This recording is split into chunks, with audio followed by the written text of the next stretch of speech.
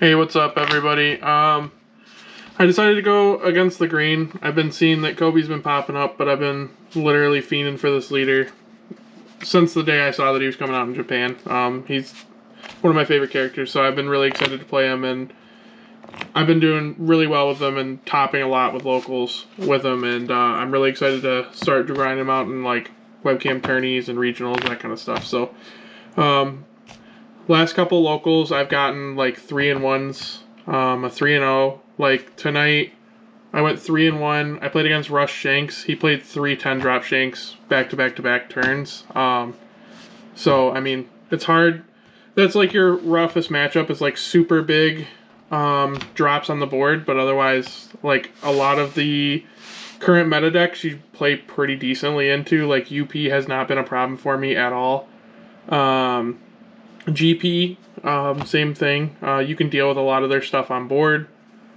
I'm trying to think what else. I've had really good success into Nami. I'm like 3-0 against Nami so far. Just honestly, everything across the board. Your roughest matchups on this deck is Blackbeard, 100% Blackbeard. I'll walk you through like the couple cards that I found have worked for me. I've only played Blackbeard twice, and I've barely squeaked out both wins.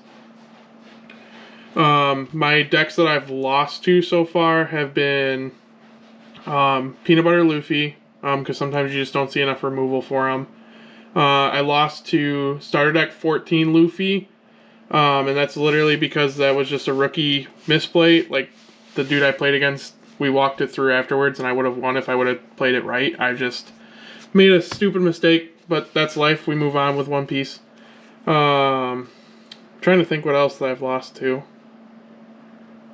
Lucci was rough, but that was just because he had multiple Brooks on board, so your leader effect only works once per turn. So let's get into the deck profile real quick. So Koby's really sweet. He's got kind of like the Rebecca Coliseum effect, so your sort of type characters can attack characters the turn they're played. Then once per turn, this is the big one, and people will misplay against you all the time, especially at locals level.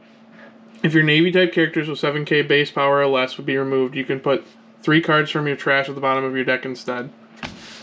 Huge. That saves you against a lot of removal matchups and like UP and stuff that run gravity blades and stuff. Huge with the leader effect. So let's get into the profile. I run a very sword heavy package and kind of just run it straight out of the deck, like out of the booster box, and you'll kind of see what I mean. So we run 4 Kujikus. Great searcher, and we love her +1 ability when she trashed herself. We run 3 Prince Grus.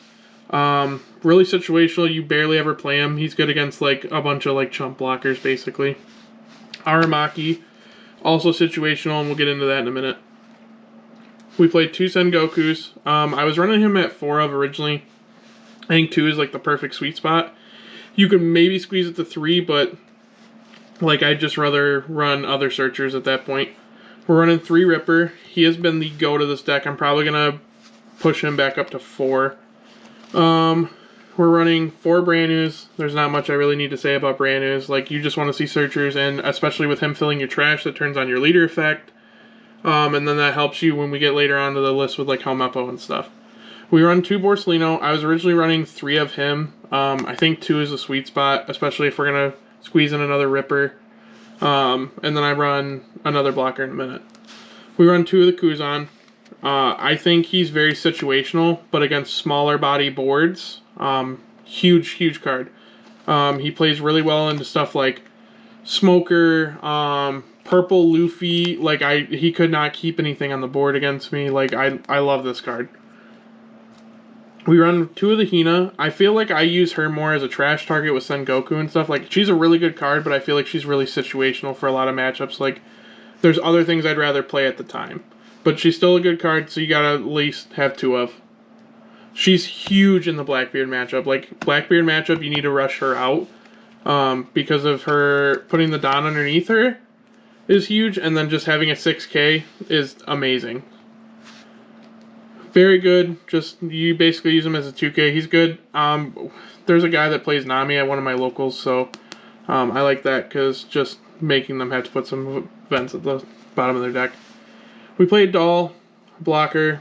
I love her too because of the -6k power. That is huge. That's won me a couple games because, like, for example, like removing 8 cost Katakuri because, like, with this card Habari, you can let your leader swing into active, or like with the Kuzan, so like a nice little combo is playing out like the doll, minusing 6k on something big, swinging like your Habari, and then seeing if your opponent's basically going to give it to your big swing, or if they're just going to let you swing your leader into it basically for free. So that's been huge.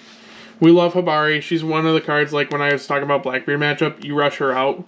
Her on play is she's minus 2k. Pretty cool card. Pretty cool on play, but we don't care about the on play as much. Her when attacking, she gives herself plus 1k power for the turn. Then she also lets one of your leaders swing into active characters during this turn. Huge, huge. We love that card. The real bread and butter of the deck's coming up. Helmeppo. Huge. We love Helmeppo. We want to see him all the time. You trash a card with him when you play him.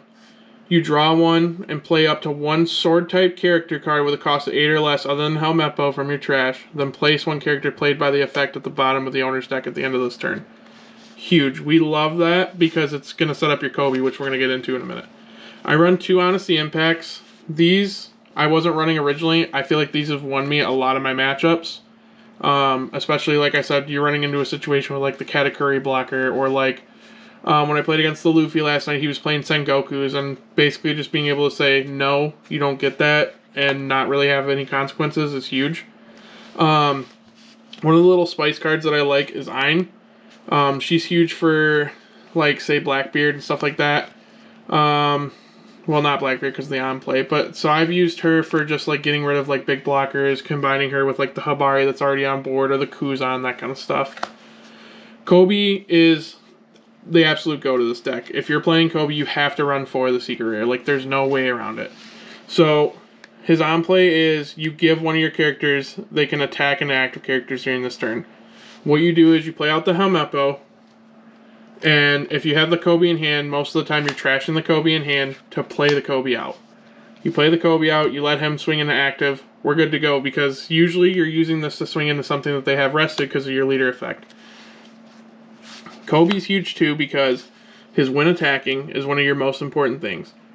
You may place 2 cards from your trash at the bottom of your deck in any order. Up to one of your leader or character cards gets plus 1k power until the end of your opponent's next turn. I can tell you right now, I have yet to use that on character. I use that on leader every time, and it really trips people up. It kind of puts them behind the curve that they want, and especially when you're playing against stuff like UP and everything, they're really hoping that you're burning a bunch of 2Ks every time they swing like just base leader. So that's huge. Then we run the last cards are just the 4 Searcher. You could probably cut one of the Searcher, run another Ripper. That's probably what I'm going to do.